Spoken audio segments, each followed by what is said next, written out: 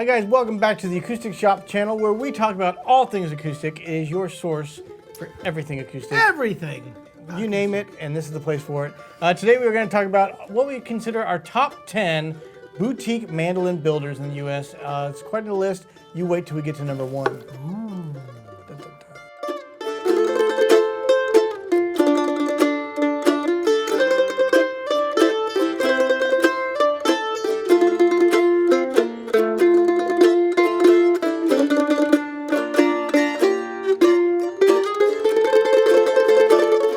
And we're back, guys. I can't wait to talk about our top 10 favorite mandolin builders, actually boutique builders. And guys, this is in no way an all-inclusive list. It is so hard to choose 10 of the best when there's so many good builders out there. So go ahead and leave your comments of who we missed. I like how you clarify that. Before we get into this, though, again, if you have not yet done so, make sure to hit the bell, do the thumbs up, liking, do the comments, do all that kind of good stuff. Don't even bother disagreeing with our selection if you haven't done those things first. Like, so you have no right. You have no right.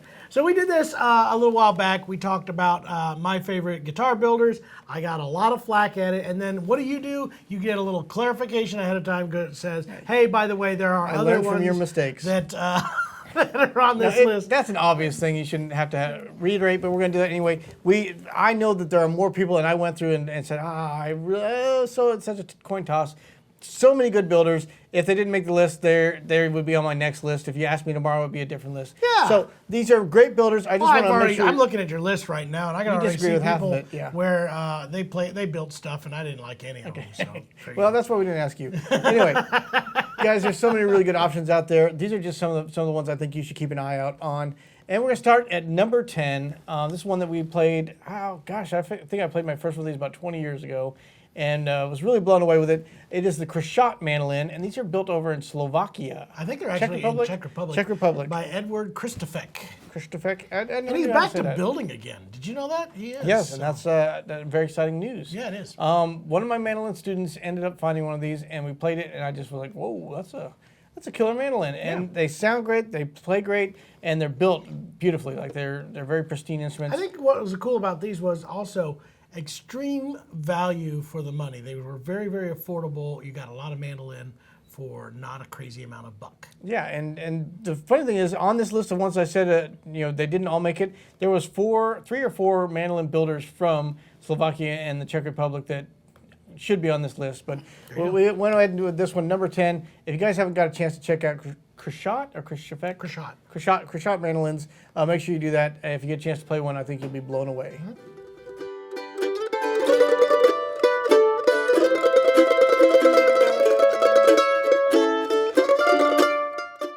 All right, coming in at number 9, you're holding that mandolin so weird. It looks odd the way you're holding it. Well, you don't think this is like a normal mandolin thing? Coming in at number 9, guys, can you tell which one's not the mandolin player? Paganoni. You might be familiar with this name. Kind of made famous or put on the map anyway of most mandolin players from Doyle Lawson. He played one, kind of took it out on the road, and everybody was blown away with it. I think originally stationed in Ohio. First one I got to play, Ray Deaton was producing our album, and he just got one in when we were working together with him. Which is funny. We ended up with that exact mandolin here at the shop. It was a very weird circumstance that like 10 or 15 years later, it ended up back in our shop, and we got to resell that mandolin. But John Paganoni's been known to build some excellent instruments. Like I said, Doyle is a huge fan of his. Especially building a accurate reproduction of the lower mandolins, including the cases. He actually is doing a really good job of rebuilding the original case. He's the one that did that. Yeah, we got a Lloyd Loar H5 Mandola mandolin when we first opened the shop, and it didn't have the original case. It did have the original case, but the liner was all tore out. So it was sent over to John Paganoni, and he basically made a replica and refurbished it back to the original. So yeah, a very talented individual that has an eye for that early Gibson style build and attention to detail that has definitely made him part of this list.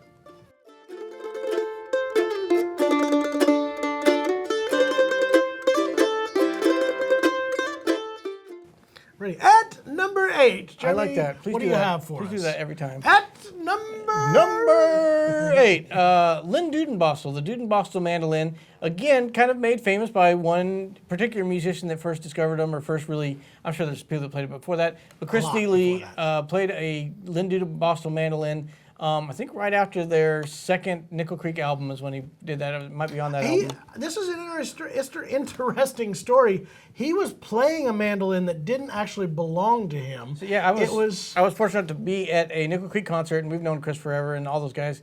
So I was backstage. Chris had a Dudenbostel mandolin on order. You had a custom one. He wanted one with a Verzi inside of it. Mm-hmm. So he custom ordered a Dudenbostel mandolin with the Verzi. And if you guys haven't looked up a Verzi, we should do a video on that. But look up what a Verzi is. It's this little device that was inside the early Lloyd Lord Gibson mandolins. And some violins, too. The Verzi family developed it, and we had one of those in the shop. It was also very cool. But Chris thought it would be cool to have a Verzi put into his custom Dudenbostel mandolin. In the meantime, Lynn had loaned him one to have while his was being built, and that's what he recorded, I think, the second Nickel Creek album with.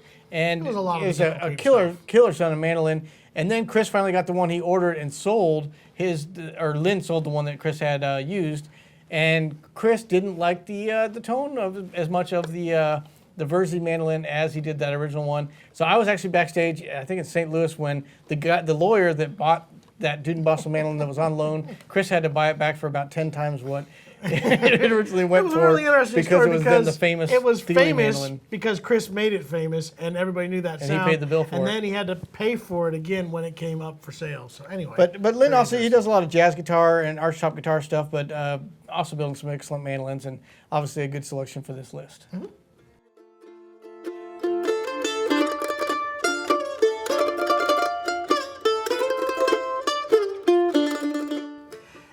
Number 7. Another kind of legend in the Gibson world and just I think the bluegrass world in general. We actually got to play out at his music store out in Georgia, building some awesome mandolins. I didn't even realize he was the level of mandolin builder he was when we played out there at his music shop. Yeah, but Randy Wood. Yeah, Randy Wood mandolins, I think they're called Randy Wood mandolins. He also builds a Randy Wood bridge that we have ordered in numerous times. I got that on my mandolins.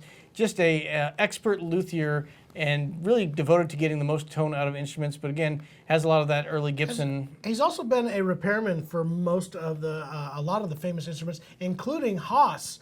Sam Bush's mandolin was rebuilt by Randy Wood. Yeah, so that was an interesting story where he pretty much took it apart, regraduated the top, made it into that famous huge tone that Sam Bush has in his mandolin, and Sam gives him all the credit for making that mandolin what it was. To this day, every mandolin has to go through Randy for Sam Bush. Yep. Yeah, Any setup work that's being done. Excellent builder, but also just like you said, someone that can take a mandolin and get the most tone out of it, even if it was pre-built and he had to rework it. Mm-hmm.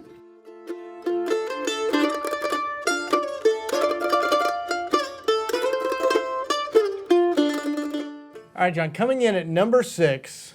Are you sure we don't want to? At number... No.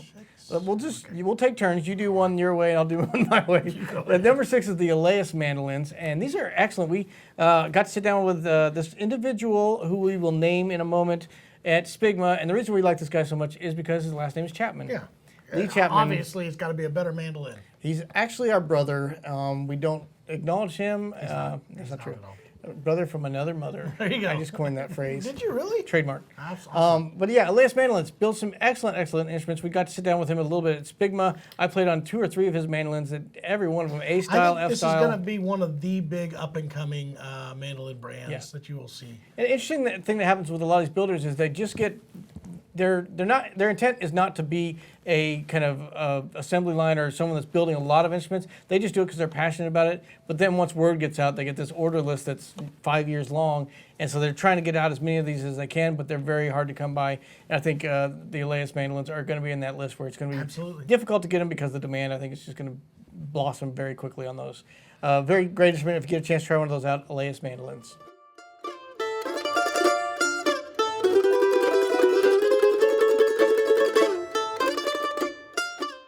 So here we go, folks, at number 5. Do you ever think number 5. That makes it better. I like that much better. All right, number 5, John. Weber mandolins. Ever heard of them? No. Okay. Weber mandolins, let me tell you about them. Bruce Weber, actually, who I got to know Bruce a little bit through the years, and a great builder. Again, long history. A lot of these guys have their ties to early Gibson stuff. He had worked with Gibson and then moved over to Flatiron. I guess he worked Flatiron, and that's how he got involved with Gibson when they purchased Flatiron. Tied together and then moved on. And then he went on his own to make the Weber mandolins and built some incredible instruments throughout the year. Eventually, they were bought by two old hippies, who is Tom Bedell, Breedlove, and Bedell Guitars, also owned Weber. Then once Bruce retired, moved on to Montana, they got a new crew in there in Bend, Oregon, and Ryan Fish kind of retooled things and really started to make some excellent mandolins. And then COVID came. Ever heard of it? No. It was a thing that changed the world. And also there's this guitar boom that happened where everybody wanted a guitar, and Bedell and Breedlove couldn't keep up with demand, so they took their entire mandolin division, which it takes a long time to build a mandolin. You got to carve the top, carve the back, voice them, spend time with the scrolls. So much more work on building one of these. It takes them. Tom said they can build 5 guitars for every mandolin that they can build. So he took all of his mandolin builders, moved them over to the guitar line. They started building those. But Ryan just said, my passion is in mandolins. He went to Tom, said, could I buy the Weber mandolin brand name from you and begin making the mandolins again? And Tom has been very helpful, according to Ryan, about making that happen, even helped him get all the woods and molds and stuff that came with it. So Ryan Fish is now building the Weber mandolins. We went up there and visited with him. The mandolins they were putting out in those last 3 or 4 years before COVID hit, I thought were some of the best mandolins out on the market. We couldn't keep them in the store. They would sell right away. So Weber mandolins, very excited to get our next batch of them that should be coming soon. Under the helm of Ryan, I just know they're going to be great instruments. You guys are going to love Weber mandolins.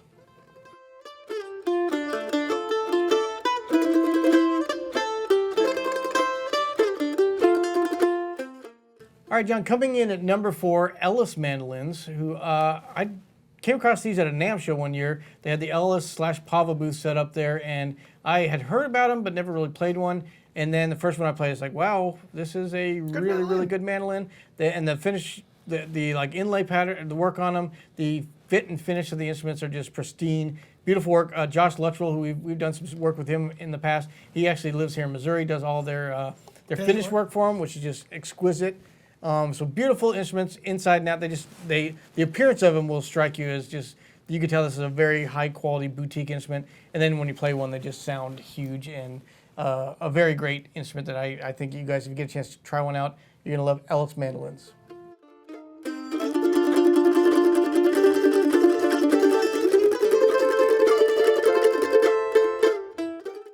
At number 3, here we go. Here's the controversial one. People are going to say, why would you include them on the list? They're not a boutique builder. But really, when you give all the definitions, besides the long history that they have of actually developing the entire mandolin that all these other people are now trying to recreate, Gibson mandolins should be in that list. Because their shop is very boutique build. They only have about 7 or 8 people building the mandolins in there, and they are putting all those details and efforts into them. They may have it where they have different people that have different jobs in there. So some people are doing the finish work, some people are doing the binding. So it's a little bit more of a specialized workshop on a larger scale than a lot of these other ones. But still, they are doing those hand-carved tops, hand-carved back sides, really picking out the right tone woods. And I would say, under my personal opinion, under the helm of David Harvey, he's putting out some of the best Gibsons that I've heard in the last probably 30 years. I would agree. Everyone that comes in the shop is just a monster mandolin. These have been a really good series of mandolins. I'm looking forward to seeing what is the future of Gibson mandolins.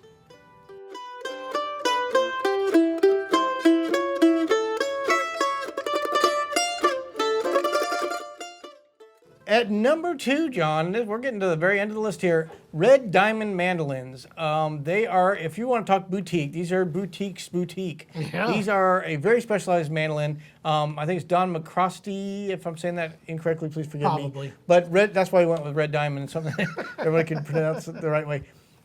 He went through and actually analyzed some very historic, very famous lower mandolins. Bobby Osborne's mandolin, took these apart, really analyzed the thickness of all the areas of it, tried to do the vibration, exact recreations, and did some incredible recreations of them. They come at a very premium price tag, but I have not played one that did not blow me away. They all sound like a 60 to 70-year-old mandolin when you first play it.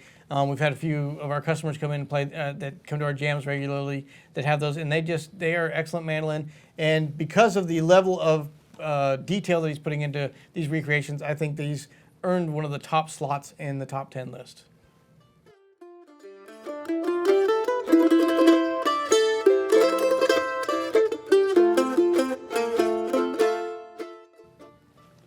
now, ladies and gentlemen, drum roll, for your mandolin pleasure, please give it up for the #1 spot in Jeremy's boutique build list.